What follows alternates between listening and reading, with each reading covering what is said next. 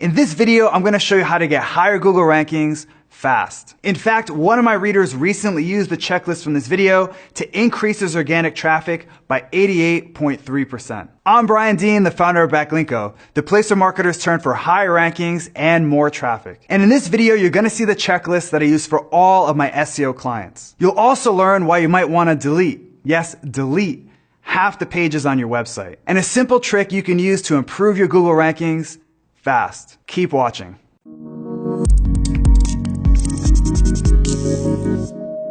A few months ago, I sent out a newsletter to my email subscribers. This email listed out some of my all-time favorite traffic hacks. And out of the blue, the founder of Proven.com, Sean Falconer, replied to that email. He said, "Dude, I've tried all these techniques before and they helped us get more traffic." And when I looked at Sean's site, I saw that he was doing a solid job with his content marketing and SEO. But I also noticed a few mistakes that were holding him back from Google's first page. That's when I sent him this message. A few hours later, Sean got back to me. After executing the checklist that I'm about to show you, Sean's organic traffic shot up by nearly 50% in 21 days. And once the checklist had time to kick in, Proven's traffic increased by a whopping 88.3% 3 weeks after that. With that, let's dive into the checklist that Sean used to get higher Google rankings. Your first step is to find and eliminate what I call zombie pages. I used to think that Google rewarded sites that publish lots and lots of unique content, but I was wrong.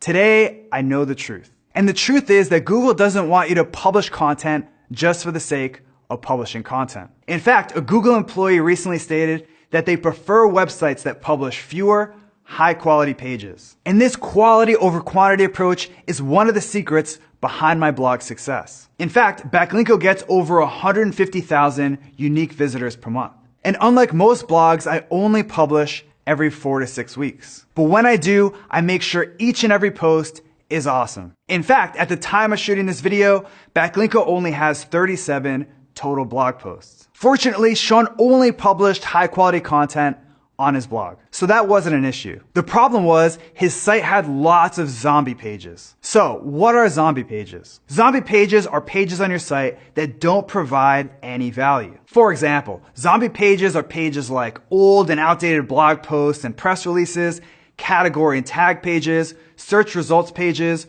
e-commerce product pages that don't get any sales, thin content pages, and pages with duplicate content. In theory, Proven.com shouldn't have a ton of pages. After all, Proven is an online job board where job postings come and go. Despite that, they had nearly 50,000 pages indexed in Google. That's a lot. As it turned out, Proven didn't automatically delete their old job postings. So these pages stuck around even though the job had been filled years ago. To make matters worse, Google was indexing their search result pages, which are classic zombie pages. So I recommended that they delete their old job postings and add the no index tag to their search results. And Sean quickly took action. Thanks to these changes, Proven now only has around 4,000 pages indexed, which is 40,000 less than they had before. Step number 2 is to fix any technical SEO issues that your site has. There are literally hundreds of technical problems that can impact your SEO. And fixing them is one of the fastest ways to get higher Google rankings. That said, here are some of the most common technical issues that I see during SEO site audits. How can you find these technical SEO issues on your site? I recommend using the Raven Tool Site Auditor or SEMrush's Site Audit tool. They'll crawl your site and let you know about technical problems that might be hurting your site's SEO. Fortunately, Proven didn't have too many technical SEO issues. And that's mostly due to the fact that we deleted so many zombie pages. Fewer pages equals fewer problems. The only problems I could find were some missing alt text on images and a handful of duplicate titles. Not a big deal, but worth fixing. As expected, Sean quickly took care of all these technical SEO problems. Now that we fixed Proven.com's technical problems, it was time to optimize their content. I probably don't need to tell you that on-page SEO can make or break your site's rankings. That's why I dedicate an entire step of my SEO checklist to on-page SEO. Now, because Proven had thousands of pages, I knew I couldn't optimize every single one. So Sean sent me his top 10 most important pages. Now, some of Sean's most important pages were blog posts, and others were commercial pages that sold his services. So let's look at a quick example of a page that I optimized for Sean. A blog post called Best Questions to Ask References, the Complete List. Sean's target keyword for this post was questions to ask references. So I added that keyword to the top of the page. Why? Because Google puts more weight on words that appear in the beginning of your content. So it's important that your keyword shows up there. I also sprinkled in a few LSI keywords like business tips. LSI keywords are terms that are closely related to your target keyword. And when you include these LSI keywords in your content, you'll get a rankings boost. In fact, my recent analysis of 1 million Google search results found that LSI keyword-rich content tended to outrank content that didn't contain LSI keywords. So how can you use LSI keywords to get higher rankings? Well, let's say you just wrote an article about coffee. LSI keywords for coffee would be things like mug, caffeine, and Starbucks. So you'd want to make sure that you include those terms in your content. Our fourth step is to optimize your title and description tag for click-through rate. You probably already know that CTR is a huge ranking factor right now. Think about it. If people searching for a keyword click on your result more than others, it tells Google that you're the best result for that keyword and you'll rank higher in Google. In fact, a recently published Google research paper states that click-through rate data has proven to be a critical resource for improving search ranking quality. So it's clear that CTR is an important ranking signal. The question is, how can you optimize for it? Let me walk you through a real-life example. One of Sean's best blog posts was a huge list of job boards. Considering how epic this content was, it should have been ranking in the top 3. But Sean's page was stuck in the 5th spot. And I had a feeling that the page's title and description was hurting its CTR and rankings. Here's what I did to turn things around. First, I looked at the AdWords ads that showed up when I searched for best job boards and other related keywords. I noticed that almost every ad used a specific number, and none of the ads used the term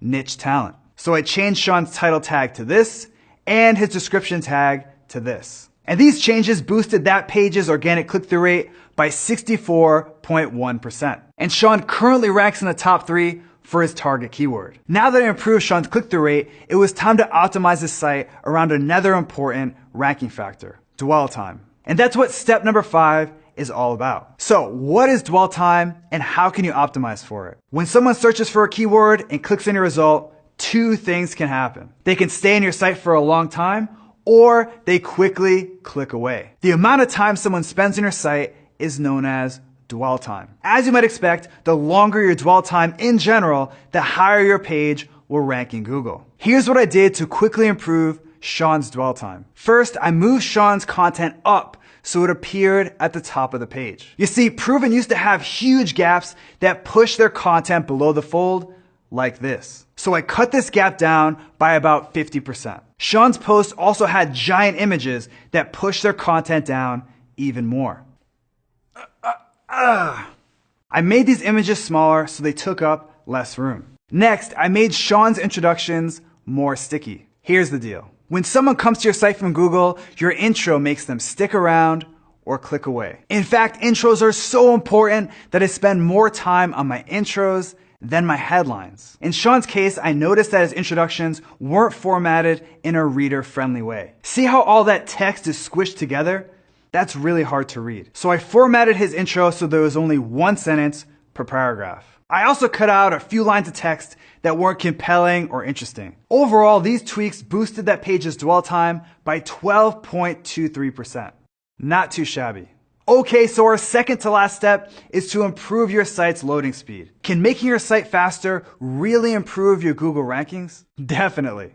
In fact, our search engine ranking factor study found that faster loading pages tended to outrank slow pages. Here's how to quickly evaluate and improve your site's loading speed. First, head over to Google Page Speed Insights. Just enter your site into the tool and fix the problems that it tells you about. Next, check out GT Metrics. Just like Google's tool, GT Metrics will show you potential issues with your page's code. But it also lets you know about server or hosting problems that can slow down your site. For example, in Sean's case, his images weren't compressed, so they took forever to load. And this single fix made a huge impact on his loading speed. Now that Sean's site was optimized, error-free, and fast, it was time for the last step, which is to publish a piece of content using the skyscraper technique. You probably already heard about the skyscraper technique. If you haven't, here's the deal. The skyscraper technique is where you find the best content in your industry and then create something way better. So I sent an email to Sean and asked him, have you noticed any content that's ranking in Google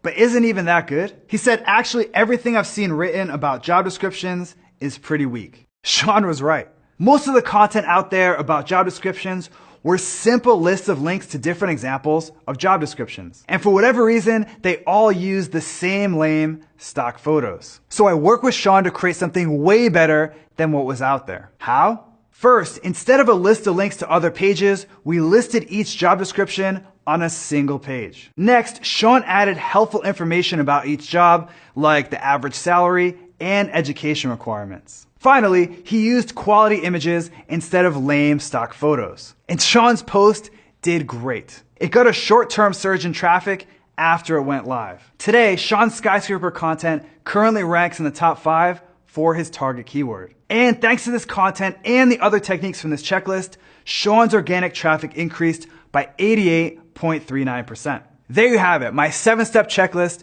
to improve your Google rankings. If you like this video, make sure to subscribe to my YouTube channel right now. That way you won't miss out on other actionable SEO videos like this one. Just click on the subscribe button below this video. Also, if you want exclusive SEO tips that I only share with subscribers, head over to backlinko.com and sign up for the newsletter. It's free. Now I want to turn it over to you. Which tip from this video are you going to try first? Are you going to work on your dwell time? Or do you want to delete zombie pages? Let me know by leaving a comment below right now.